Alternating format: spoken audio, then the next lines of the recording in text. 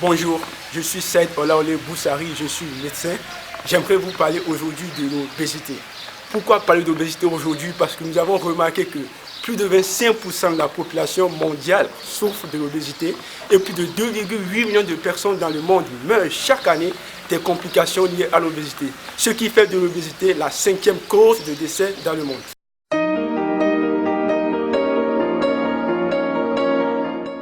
Alors, qu'est-ce que l'obésité? L'obésité n'est qu'une accumulation excessive de graisse au niveau de l'organisme. Elle est définie par l'IMC, qui est l'indice de masse corporelle, qui est calculé en divisant la masse par la taille au carré. Lorsque l'IMC est supérieur à 30, on dit qu'une personne est obèse. Et par rapport à l'accumulation de graisse dans l'organisme, lorsque l'accumulation de graisse se fait au niveau abdominal, on parle d'obésité androïde qu'on retrouve souvent chez l'homme. Lorsque l'accumulation de graisse se fait au niveau des membres inférieurs, au niveau des fesses ou au niveau de la hanche, on parle d'obésité gynoïde qu'on retrouve souvent chez la femme. Une personne peut combiner à la fois l'obésité androïde et gynoïde. Dans ce cas, on parle d'obésité mixte.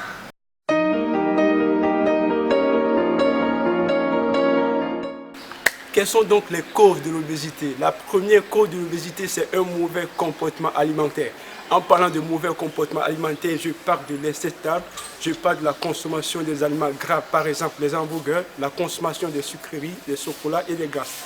Lorsque nous avons l'habitude de grignoter entre les repas, tout ceci ne fait qu'accentuer l'accumulation de graisse au niveau de l'organisme. Et lorsque la sédentarité s'associe à un mauvais comportement alimentaire, tout ceci ne fait qu'augmenter notre chance de devenir obèse. L'environnement peut être un facteur favorisant l'obésité. Par exemple, quelqu'un qui est en ville a plus de chances d'être obèse que quelqu'un qui est au village parce qu'il est entouré de fast-food. Il a cette possibilité-là de manger des glaces et des chocolats. Si nous prenons par exemple les traitements, quelqu'un qui est sous traitement, qui est sous antidépresseur ou bien qui est sous neuroleptique, a cette possibilité-là de devenir obèse. Lorsqu'on est stressé, lorsqu'on est déprimé aussi, on a l'habitude de manger beaucoup. Donc le stress et la dépression, l'angoisse aussi sont des facteurs qui contribuent à l'obésité. La génétique a son mot à dire dans l'obésité parce que nous avons remarqué que plus de 60% des personnes dans le monde qui sont obèses ont soit leur père qui est obèse, leur mère qui est obèse, soit les deux qui sont obèses.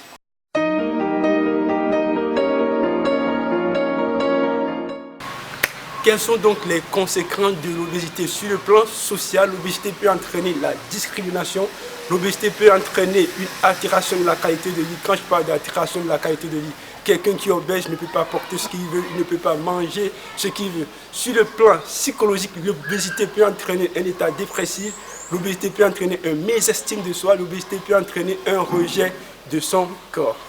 Sur le plan médical, l'obésité a des conséquences qui agissent pratiquement sur tous les appareils du corps. Au niveau de l'appareil cardiovasculaire, l'obésité peut entraîner l'HTA, l'obésité peut entraîner l'astérosclérose.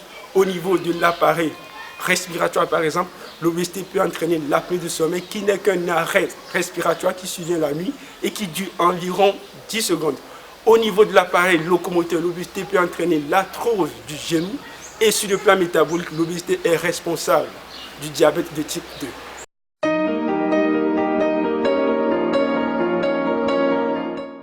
Alors, comment lutter contre l'obésité? Pour lutter contre l'obésité, c'est très simple. Nous devons diminuer la quantité d'aliments que nous consommons par jour. En parlant de la diminution de la quantité d'aliments, nous devons diminuer par exemple ce que nous consommons à midi de moitié, ce que nous consommons le soir de moitié.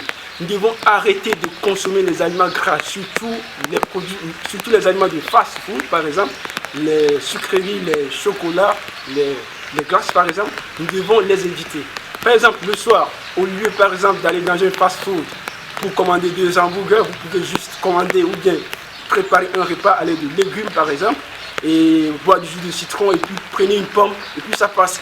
Nous devons aussi arrêter de grignoter entre les repas et de manger à des heures fixes. Vous voyez, tout ce que je viens de donner comme conseil ne sert pratiquement à rien si vous êtes sédentaire, si vous passez plus de 4 heures de temps devant votre télévision, ou bien si vous passez toute la journée devant votre ordinateur sur des séries, tout cela ne sert à rien du tout. C'est pour dire que pour lutter contre l'obésité, il faut pratiquer une activité sportive. L'OMS recommande 30 minutes de sport par jour pour lutter contre l'obésité. C'est simple. Levez-vous le matin, portez votre basket, sortez dans le quartier et faites 30 minutes de sport. Si vous n'avez pas le temps pour courir, vous pouvez dire voilà, dans la semaine, je pars au service à pied et je laisse ma voiture par exemple à la maison ou bien dans votre lieu de service, dites-vous, c'est fini avec les ascenseurs, maintenant moi je prends les escaliers. Tout ça encore, si vous n'avez pas toujours le temps de faire du sport, c'est simple. Quand vous vous levez le matin, vous pouvez mettre de la bonne musique, danser pendant 30 minutes, transpirer avant d'aller vous doucher. Ça aussi, c'est du sport. Attention, pas de zouk, de la bonne musique, danser, transpirer pendant 30 minutes avant d'aller vous doucher. Ça aussi, c'est du sport.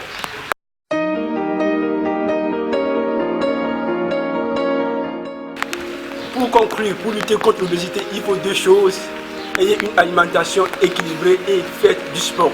Les gens ont l'habitude de se plaindre. Ils disent voilà, je respecte tout ce que tu dis. Voilà, j'ai un régime alimentaire, mais je ne perds pas le poids. Vous ne perdez pas le poids parce que vous ne faites pas assez de sport. Ces deux facteurs sont indispensables pour lutter contre l'obésité. L'association Mojeda, la nouvelle génération pour le développement de l'Afrique, a mis en place un programme de conseils et de suivi pour aider ceux qui veulent vraiment lutter contre l'obésité à le faire. C'est un programme qui est gratuit. Pour bénéficier de ce programme, c'est facile. Écrivez juste un texto ou bien écrivez un message à l'adresse qui s'affiche sur votre écran. J'espère que notre vidéo et que notre programme d'accompagnement vous aidera à perdre du poids et à retrouver votre poids idéal. On se dit à très bientôt sur Mojeda.